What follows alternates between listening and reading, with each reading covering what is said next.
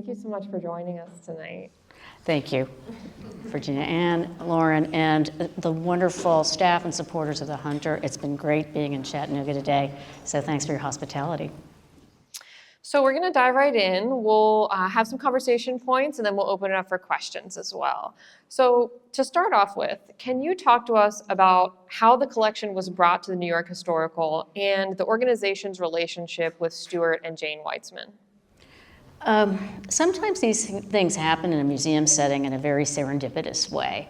My boss, our CEO, Louise Mirror, learned that Stuart Weitzman and his wife Jane had an interesting collection of historic footwear, which actually they were moving and they wanted to, move these things into storage or something like that. And she said, how great, we have this new Center for Women's History. We started it about 10 years ago, and I'm the founding director. And why don't we just do an exhibit about these shoes? And I thought, oh my God, what a crazy idea. Partly because we want to be serious about history and women's history, and how does an idiosyncratically collected group of very pretty historic shoes with no kind of encyclopedic thread, they were collected because the Weitzman appreciated them. Mrs. Weitzman said, yeah, I'm tired of getting Stuart a tie or a book or something for his birthday or our anniversary, so I'm going to get him some historic footwear. And she would scour the auction houses and the, just eBay and other places for pretty shoes. So it wasn't like she was thinking, I am going to do something that has a kind of historical framework. It really was aesthetically done, collected. And so for me, it was kind of difficult to be charged with, how do we put these very pretty objects into a story that has historical relevance, and particularly historical relevance surrounding women and their serious contributions, not only to wearing the shoes, but to manufacturing and designing them. And therein was the germ of this idea. And we were unbelievably fortunate. It worked out quite well, as for those of you who've seen the show, but even for those of you who haven't, the idea of collecting, the idea of what shoes represent, the idea of how you present yourself when you wear these shoes, the idea of consumerism, manufacturing, etc. All of these things went into this larger story. But in fact, if you just want to see the pretty shoes, knock yourself out. They're there for you to see. I do think that whenever you work one-on-one with a collector, it really tells you something about who they are, what they love, and what each of us collects, and what we value. So it's so interesting to see him as a designer, because if you haven't seen the show, you might be surprised to learn that not all the shoes are by Stuart, very few of them. And it's an interesting history and peek into what a collector values and seeks out on the market. Mm-hmm. Oh, absolutely. I mean, you can see that there are, well, if you go deeper into his collection, which, by the way, we have now, not only these shoes that are on display here, but many others that are also from his design collection. And in fact, we will be displaying them back in New York when this is over. You see how he is very inspired by designs of the past, and how he adapts them or has adapted them. He's since retired, but his name brand still lives on. How smart he is about utilizing the sort of designs and the aesthetic of the past to evoke a different sort of design sensibility depending on the woman, the era, the shoe, etc. I know that some of the shoes required conservation before they went on view, which people always find interesting to learn, the behind the scenes. It's such a specialized skill to conserve, especially fashion and shoes. And your collaborator, and some of you I think have purchased the catalog, so you will have read some of his writing, Edward Mader, he did a lot of the conservation work himself even. He did, indeed, and he was truly a partner in creating a way to display these shoes responsibly. I mean, some things that are old shoes can sometimes be look like old shoes. And the ones we have on display do not. They look like beautiful objects. He was the founding curator of the Bata Shoe Museum. There is such a museum. It's in Toronto, Museum of Shoes. And he knew how to conserve these. So had a very specialized way that he would, for example, with the beading, like put new beads on some of the shoes, sometimes requiring like tea stains or even spit, which I thought was sort of disgusting, but to make these shoes, restore them to their full glory so that they could be, beautifully on display. Wonderful to know his design aesthetic and his historical knowledge, but to add to that with how we could create a historical narrative around these shoes. I think if it were up to to Edward, he appreciated the connoisseurship behind the shoes, and there's nothing wrong with that. I think working in a historical museum, we had an obligation to take that and spin it further with larger stories about what these shoes represented. And I'm sure working at a history museum, you are surrounded by this all the time, but I think for an art museum, it's great for us as viewers to be reminded that these historical objects, every single one of them has a story. Sometimes I've heard feedback that whenever visitors have looked at the shoes, they've been surprised to see that clearly they've been worn. These are not singular collector's items that have stayed in a box forever. Like every one of these shoes has been worn, and you can imagine when you look at them, like who wore them and where and what occasion and how special they may have been to those women. And it's an exciting way to go through the show. Absolutely, and I think, we started thinking about this in the section on collecting. Why do we collect things in general, but shoes in particular? Why would you save a particular pair of shoes? And it could be because they are pretty, or they commemorate something, or they represent a moment in time for the wearer. A lot of people were surprised also by how small a lot of the shoes are, and they said people's feet were so small back then. But in fact, usually those small shoes were saved because not many people could wear them, or they were too tight or something. In fact, through time, women had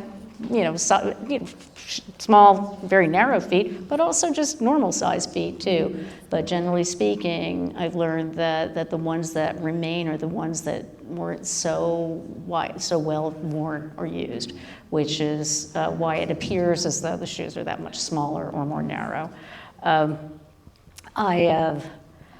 I also learned a lot from doing the audio guide with Stuart Weitzman. For those of you who haven't listened to it, go back up and go to listen to some of the audio stops. And he's a fabulous raconteur. And will tell you funny stories about who wore what shoes and when and why he designed something a certain way. He often embellishes his stories for comic effect. It's really wonderful to hear him tell the same stories over and over. But if you listen to the audio guide, you'll hear the story just once. But indeed, in fact, Secret, one of the pairs of shoes up there in the sort of wedding section, belonged to Mrs. Weitzman. They were her wedding shoes, and she did not want her name associated with that pair of shoes, not so much because she's kind of a private person, but she was embarrassed that she did not wear her husband's label for her wedding.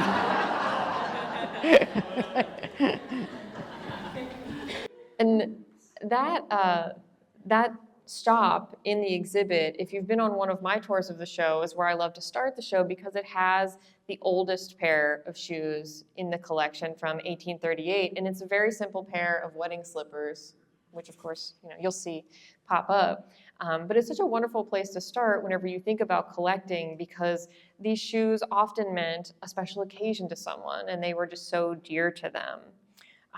One of my favorite parts about the exhibit is how it really talks about and highlights the roles that women have played, not just in the purchasing and wearing of shoes, but in the production of shoes, and especially early labor movements.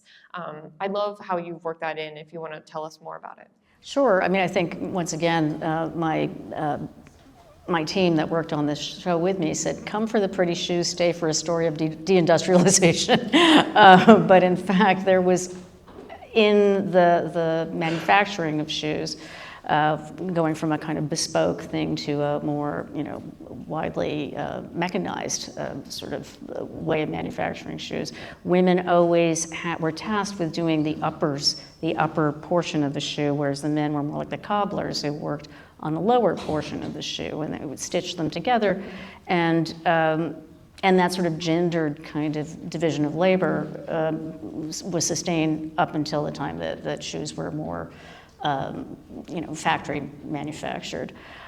Interesting, though, that in the 1840s and thereabouts, women did always support the men who organized with the labor movement and created a kind of a solidarity around their unionization.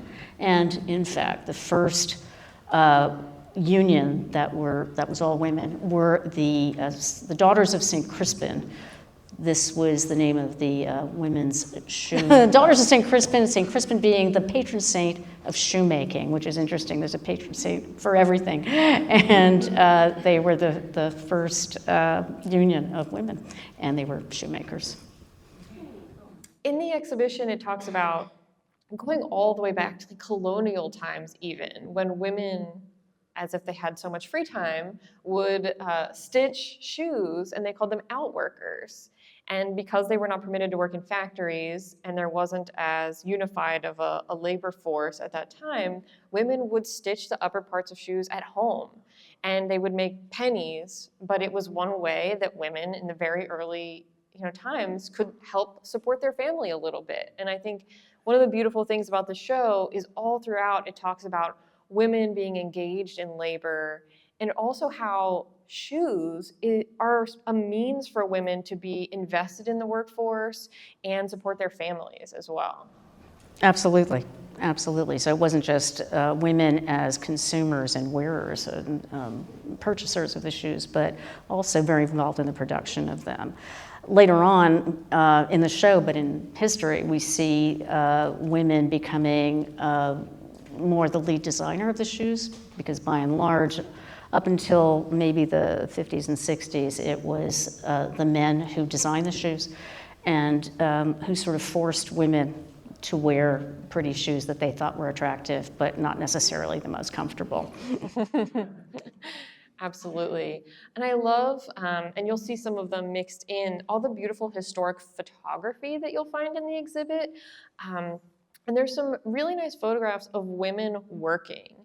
And sort of post-Civil War era, whenever steam power opened up industrialization, women were able to come work in factories on a more full-time basis. And they were stitchers, and there's some really lovely photos of women in the stitching rooms of shoe factories. They were still separate. And I have to wonder if it was not only because they wanted to separate them, but because women were just much more experienced with stitching. Like it was a natural digression and way for them to enter the workforce. That could very well be, and I think that was just sort of generally speaking the way things were back then. But by the same token, later on, one of the first co-ed unions in the 1890s was again women and men shoemakers, shoe manufacturers.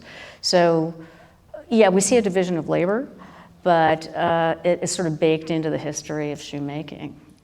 Yeah, and one of the statistics I was really amazed by was by 1900, shoemaking was the second largest industry after agriculture in the United States. And within that, women made up, a third of the labor force in shoemaking. And that was about a fifth of the labor force in the United States at the time, which is a significant number. Yes, and it's kind of interesting to even contemplate that, given that women didn't have the right to vote until the 1920s, until 1920. But yes, indeed. And sadly, after World War II, of course, a lot of the shoemaking went international, and slowly but surely deindustrialization caused shoemaking to evaporate in the United States.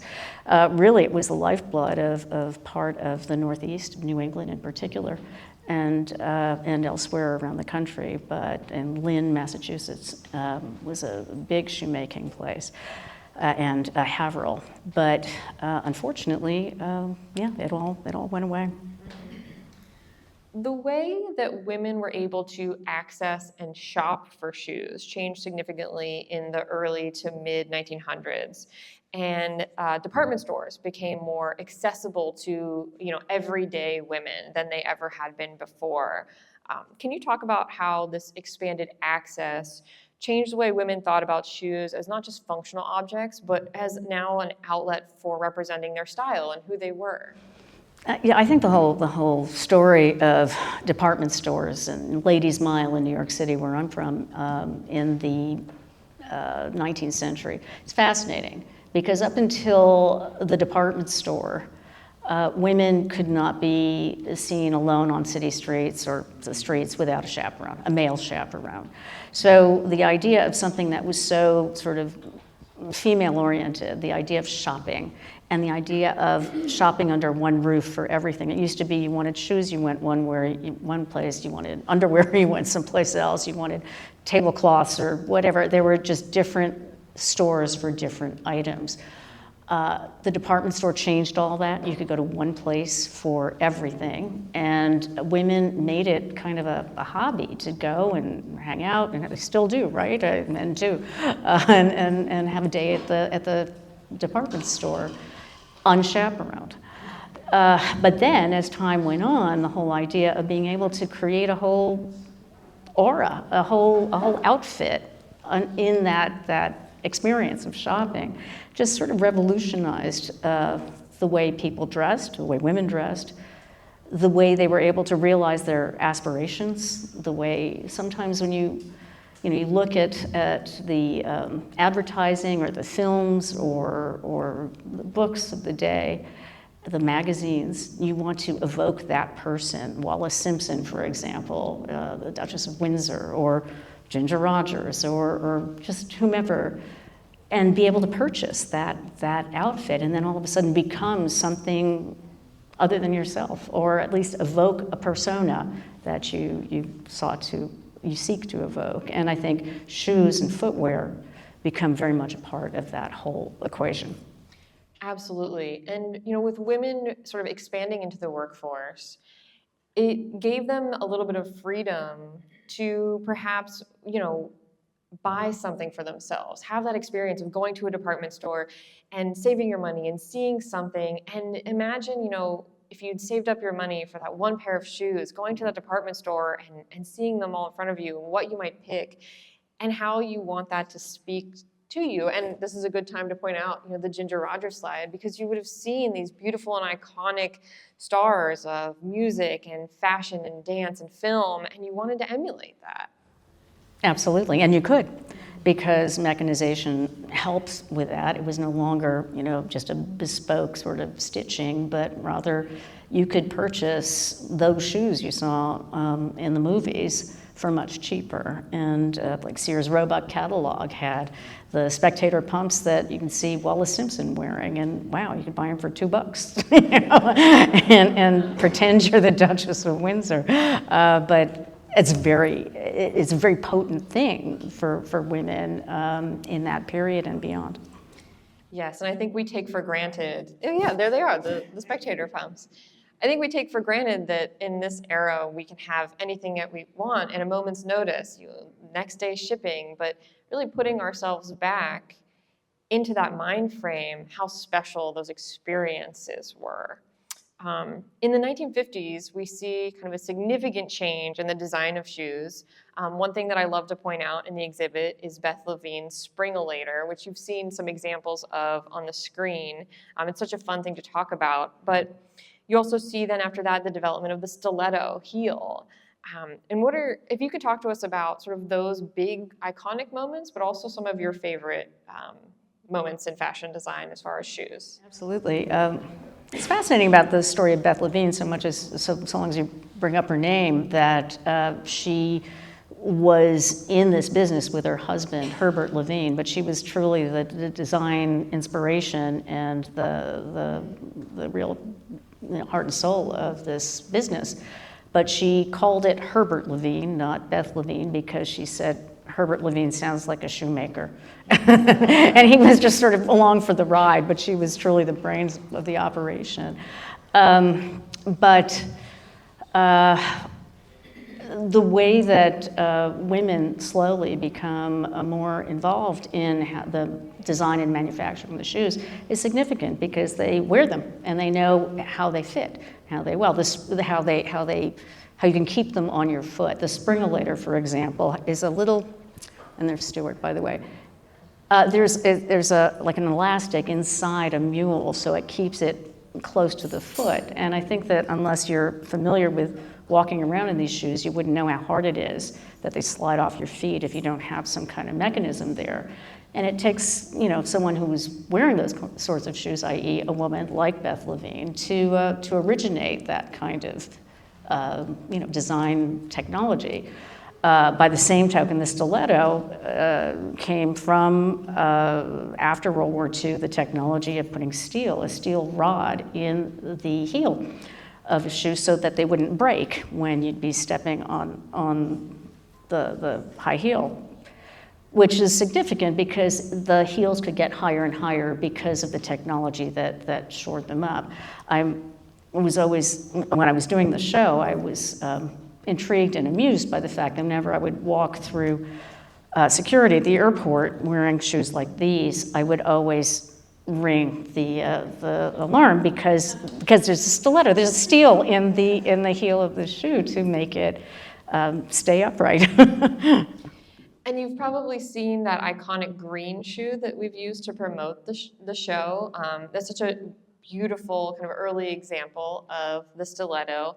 And what you may not have noticed, unless you look closely at the label, is that shoe was from the collection and the design of Stuart Weitzman's father, and his line was called Mr. Seymour. So if you look in the case upstairs with that shoe, all of those shoes are from the Mr. Seymour line. So Stuart definitely had a familial history in the shoe business. Absolutely, and there's a funny story about those green shoes, but backing up for a second, Stuart Weitzman went to Wharton School, University of Pennsylvania, and had intended to work on Wall Street or be a businessman, but found out quite serendipitously working one summer with his father and brother in the family business that he had a talent for design.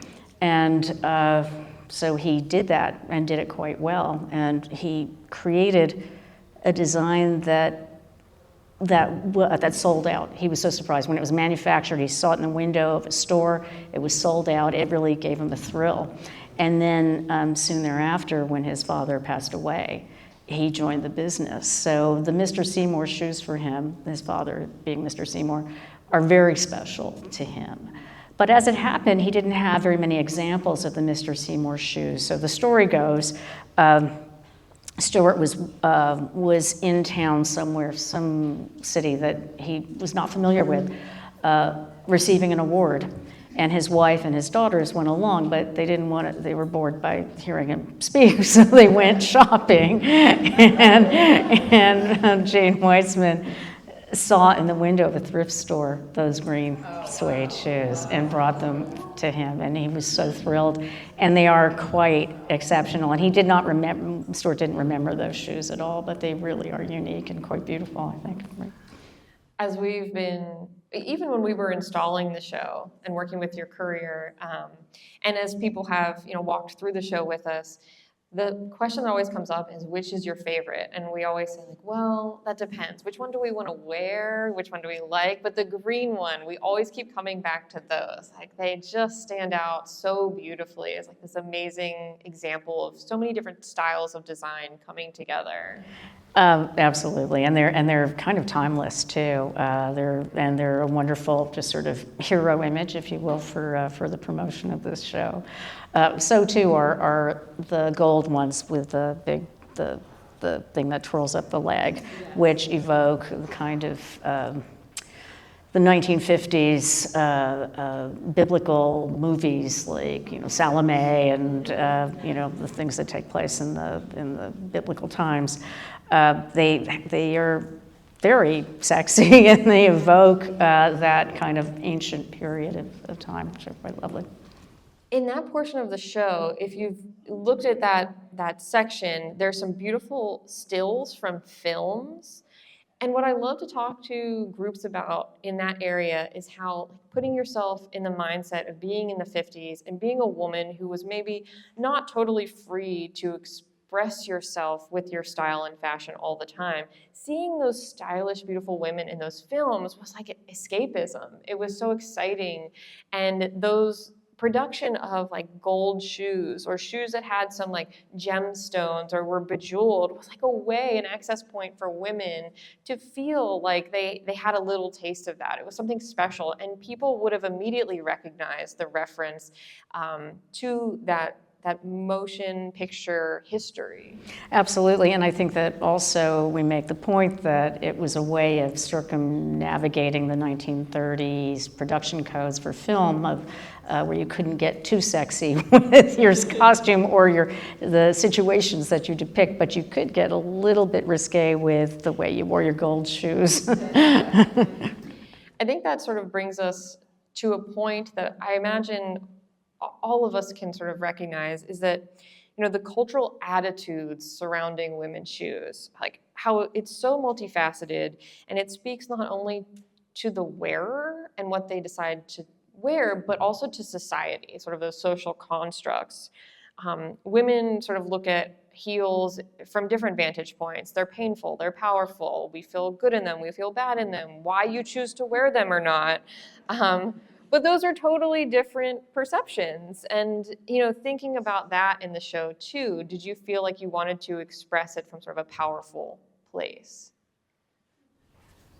Yeah, but it's interesting you should ask that, because in the introduction to the volume, if you have it, I thought about this, and before COVID, you saw me standing up. I'm kind of short, and I always was known for my high-heeled shoes. I always wore high heels, and I never thought of it as something that was oppressive, or even, catering to the taste or the eye, the gaze of those I want to envy or look at me a certain way. I just like the shoes.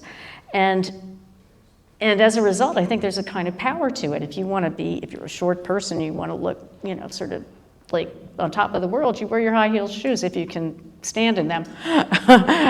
There was an article just yesterday in the New York Times about how these red bottom shoes like these are making a comeback.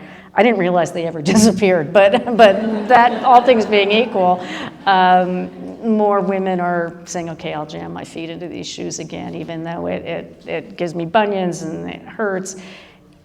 There is a kind of aura that a high heel, that a particular kind of shoe will express, just in a very subtle way.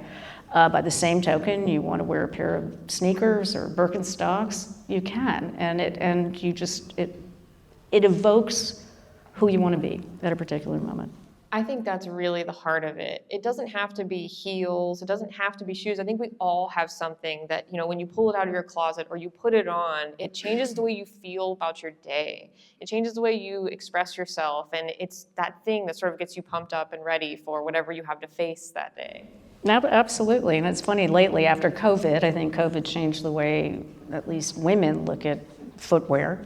You think of comfort more. You were padding around barefoot for a while inside on Zoom. Lately, I've been wearing high platform sneakers with the same outfits I used to wear high heels with, and it's a different look, and it's kind of a different vibe. And I'm surprised by how that just alters the way I feel about what I'm wearing. Yeah, maybe it's like one of those things that we should all try something outside of our comfort zone, and and you might like it more than you think you would. To bring the sort of formal discussion to an end before we open it up to questions, I did want to talk about, because it's been a commonly asked question about the show, this has been a traveling exhibit, and we are very, very honored to be the last stop. So we are the final stop of the traveling show. And then the shoes are going to be returned to New York Historical after the show closes. Can you tell us a little bit about how they'll be utilized into the larger collection? Absolutely. And by the way, I love the way it's been installed here. I've seen it in a few different venues, including one in Spain. It's been all over. And this one, it's a beautiful installation. You've done a wonderful job, you and the curatorial staff.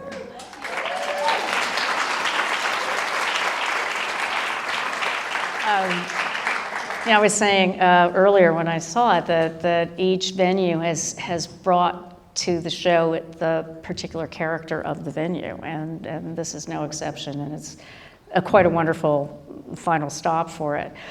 We at New York Historical are in the process of building a new wing, which is adjacent to our headquarters on Central Park West, and as part of this new wing will be a kind of a soaring sort of interstitial gallery that connects the old wing and the new wing. I mean, you're very good at doing that here, using the old spaces and the new, and this collection will be there.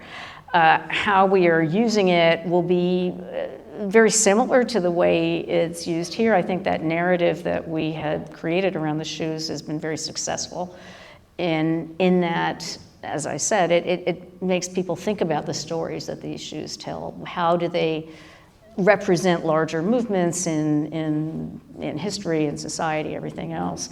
But I think just in order for it to work in this particular space, which has very high ceilings, we are looking at the more the sections which contemplate the design of the shoes as well as the wearers and the presentation aspect of wearing shoes. We also are going to put in a little section that we're kind of tentatively calling Show Us Your Shoes, whereby we'll have people show us their shoes. I think that we have some celebrities that will donate or loan their shoes so we can tell stories of particular shoes, but I think that it would be interesting to just have stories of not famous people and what's important about a particular pair of shoes. And I think that this could really engage the public in different ways in this collection. There also is a group of what Mrs. Weitzman called art shoes. These were fanciful designs of shoes, not unlike what you're selling here in your store. They're not meant to be worn, they're just decorative, sculptural, like evocations of shoes, which they used in the shops, the Stuart Weitzman stores around the city and the country. They would put in the front not shoes that were for sale, but rather these interesting designs and sculptures of shoes instead. So we're going to be able to use that collection as well here. It didn't really lend itself to use in the Walk This Way installations. So we're drawing on more to create new stories. That's really exciting. And you mentioned earlier today too that there are more shoes in Stuart's collection as well that will become part of your collection. Yes, but the thing about there are a lot of shoes. Well, for example, he has one copy of every shoe he ever did, and those are in the collection too. But it looks a little self-serving to have just Stuart Weitzman shoes in the Stuart Weitzman collection of historic footwear. So we've tried to vary that. But what's interesting about these particular shoes is that some of them were the designs were created for very important people. The Queen, for example, although there are no existing examples of her shoes, but we have I think the sketch that he did for the outline of her foot. So that kind of thing. So for every bespoke pair of shoes he made for a celebrity, he would save one pair. So we have those too, although not worn by that celebrity. Certainly the backup pair we have. One interesting thing was when we installed the show, I guess it was in 2017 or so, Ruth Bader Ginsburg came through our institution. She was actually, we have a whole immigration tutorial for green card holders that are taking the citizenship test, and she was giving them the citizenship oath in our auditorium. And so she saw the show when it was up, and she said, wow, Stuart Weitzman, my favorite pair of shoes is by Stuart Weitzman, and I need a pair in red. Do you think he will do it? And I said, yeah, sure. And he did, which is great. I mean, it was just wonderful. And in fact, in our archive, I think it might even be in our digital archive, is the letter she sent thanking our CEO for that. Well, we have a few minutes for a handful of questions, and then after we break up, we'll be on hand to answer one-on-one questions as well. But does anybody have? The question is, are the Weitzmans still collecting? And the quick answer is no. But we found that in reinstalling the collection in the new wing, there are some gaps. And I asked him just, I guess, a week or two ago if he wouldn't mind if we added to the collection just to be able to fill those gaps. He said, sure, fine. So, but in that regard, it would be more, creating a narrative arc to our story rather than collecting because it's fun and you chance upon these wonderful shoes. Questions about foot binding. Actually, it's interesting. We had a pair of shoes that were sort of like stilt shoes. I think they might be. They are. So they were bath shoes so that you could be elevated when you're in the baths. And I think those are older shoes than the 1830 ones. But no, the quick answer is no. But we also found, or Edward Mader also found, that there were some shoes that were touted to be older, that when he went inside to do the conservation, it turns out that they were not. But nothing as old as the Song Dynasty, no. The question is, will American manufacturing of shoes come back? I think just in a limited way, but not quite with the same full force. I think shoes in Italy and Spain. In fact, even Stuart himself manufactured his shoes in Spain, as much as that broke his heart to do that. So I think there's an infrastructure that exists already internationally as opposed to domestically that will probably remain in force. Go ahead. Me? I noticed you have shoes with buttons that button up. Do you have the apparatus that is used? Because I have one, and I'd love to give it to you all. Oh, well, thank you. Sure. Do you know what? I don't think it, to your point, I don't think that Stuart had them in the collection, or we did not get them. I remember my grandmother had the button thing, and we likely have one or two in the larger collection of New York Historical, but thank you very much. It'd be very nice to show the effort it took to put those shoes on with the buttons. Yeah. A lot of people have commented when we've been walking through with the laces that are very deep or the buttons, like you'd hate to have to try and take those off quickly. One more? Or no? Okay, well, please join me in thanking Valerie so much for being here.